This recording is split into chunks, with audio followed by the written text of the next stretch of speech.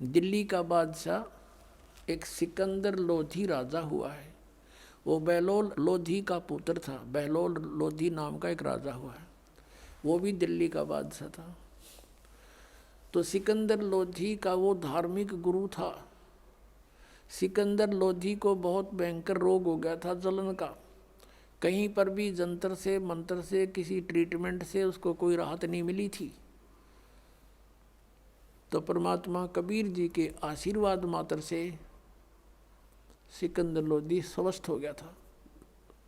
और उसके बाद वो परमेश्वर कबीर देव जी की बहुत इज्जत करता था, उनको बहुत आदर देता था। जो धार्मिक उसका गुरु था मुसलमान शेख तकी, वो कबीर जी से ईर्षा करने लग गया कि तेरी रोजी रोटी जावेगी। राजा का ज़्यादा इसमें प्रेम बढ़ गया।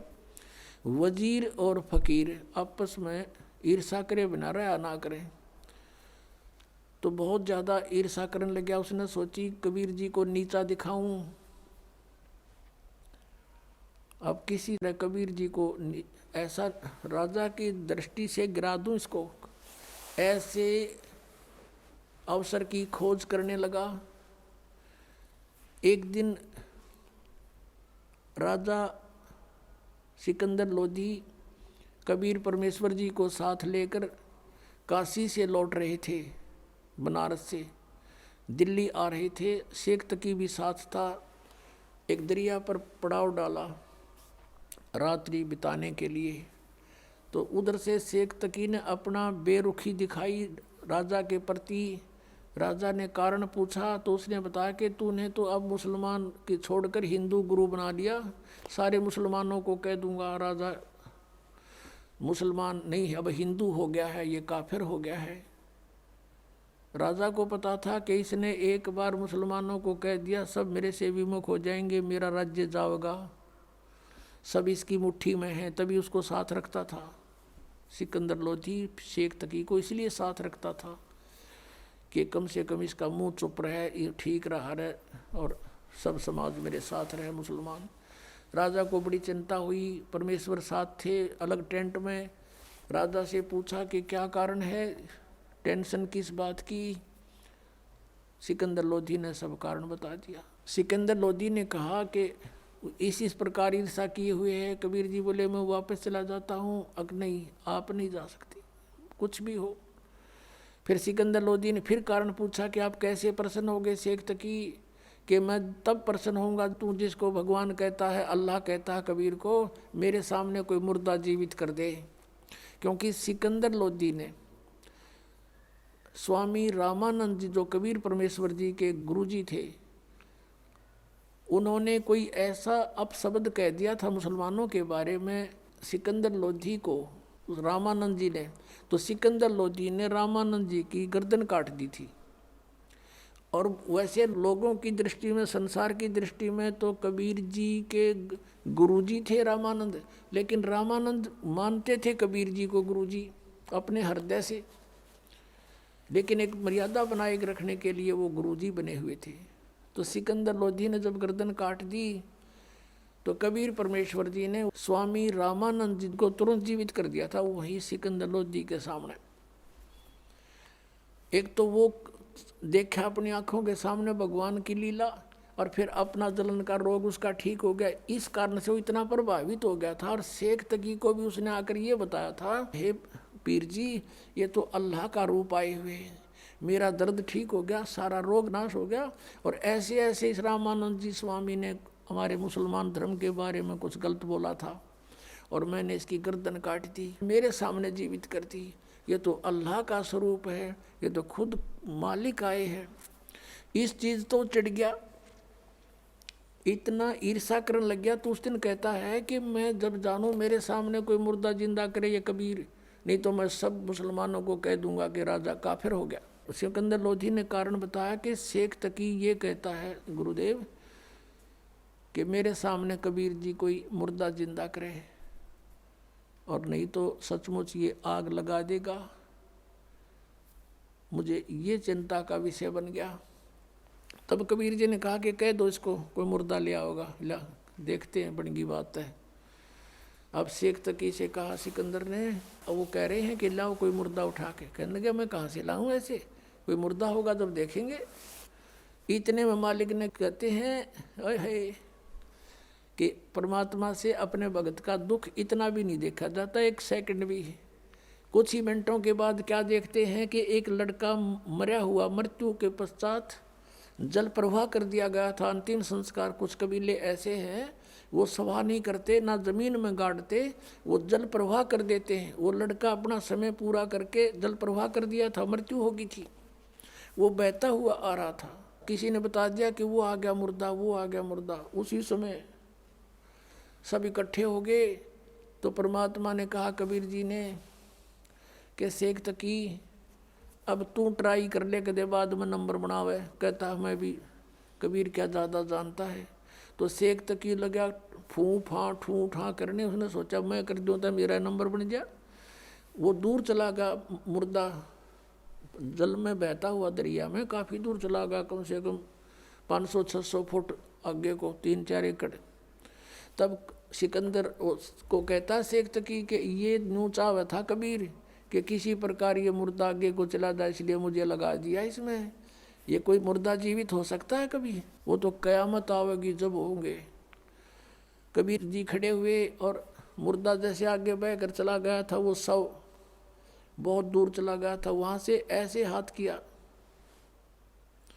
वो मुर्दा, वो शव वापस चल पड़ा अप स्ट्रीम में।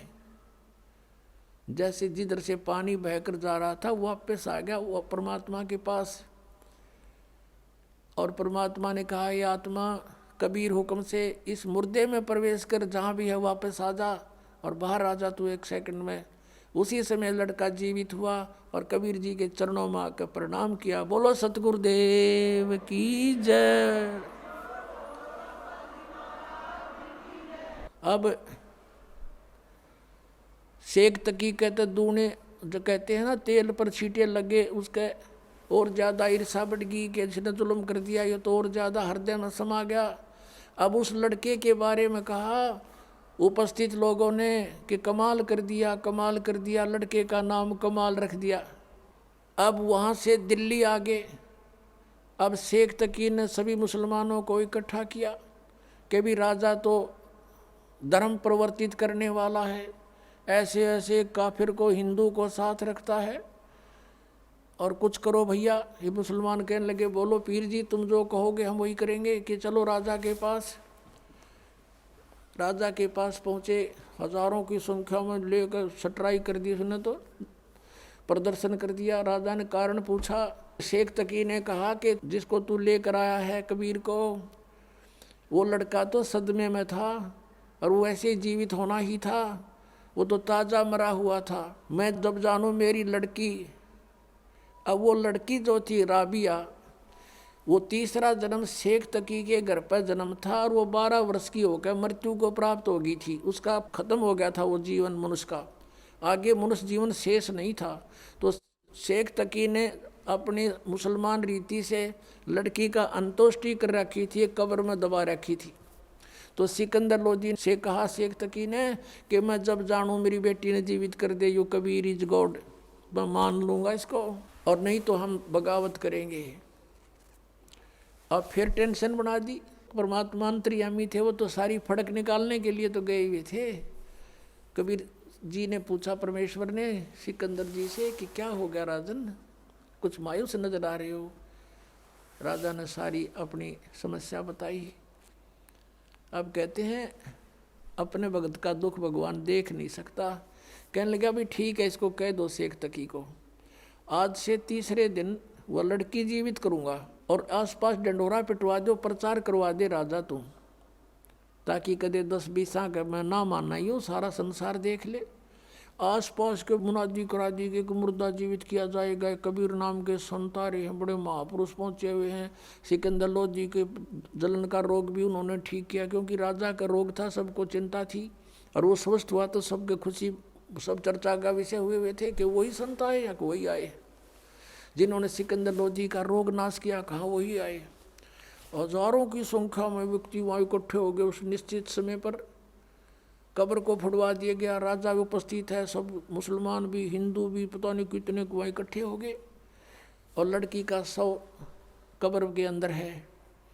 तब परमेश्वर ने कहा कि शेख तकी अब तू कर ले कोशिश कर दे, फिर नंबर बनावे। तो और उपस्थित जन कहने लगे जी जय शेख तकी के पास कोई जंतर मंत्र होता, अपनी बेटी ने कौन मरण दे, ये तो पहले ही कर लेता, आप ही करो कुछ। अब परमात्मा ने कहा कबीर जी ने कि हे शेख तकी की बेटी जीवित हो जा, वह जीवित ना हुई। दूसरी बार फिर कहा कि हे शेख तकी की बेटी जीवित हो जा, नहीं जीवित हुई। तो शेख तकी ने भंगड़ा पा दिया, नाचे कूद, देखो पकड़ा गया ढोंगी का ढोंग, देखो देखो कुछ नहीं हो सकता इससे। तीसरी बार परमात्मा ने फिर कहा वह नहीं जीवित हुई। तब परमेश्वर ने कहा कि शेख तकी थोड़ी शांति रख, अखोरी शांति, पकड़ा गया तेरा ढोंग, देखो पाखड़ देखो पाखड़। तब परमात्मा ने कहा हे जीवात्मा जहाँ भी है तू कबीर हुक्म से वापस सारे प्रवेश कर बेटी के शरीर में बाहर आ जा। 2 सेकंड में सारा शरीर कंपने लगा। लड़की उठ के परमात्मा के चरणों में दंडवत प्रणाम किया। बोलो सतगुरुदेव।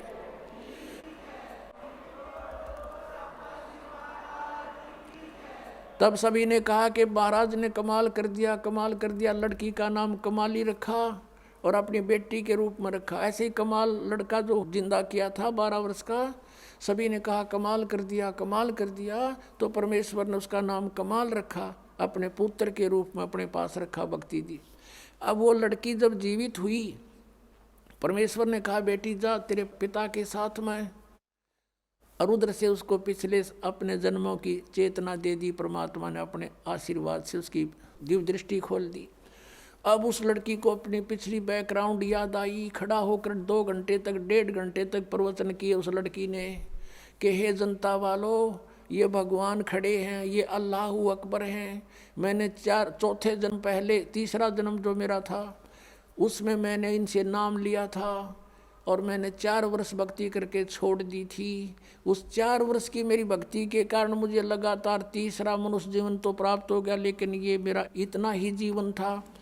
12 वर्ष तक आगे मेरा शेष जीवन मनुष्य का नहीं था, मैं पशु योनि में जाती और मैंने महान गलती की थी। अब मैंने भगवान अल्लाह को पहचान लिया है, मेरा असली पिता मुझे मिल गया, मैं नकली के साथ नहीं जाऊंगी।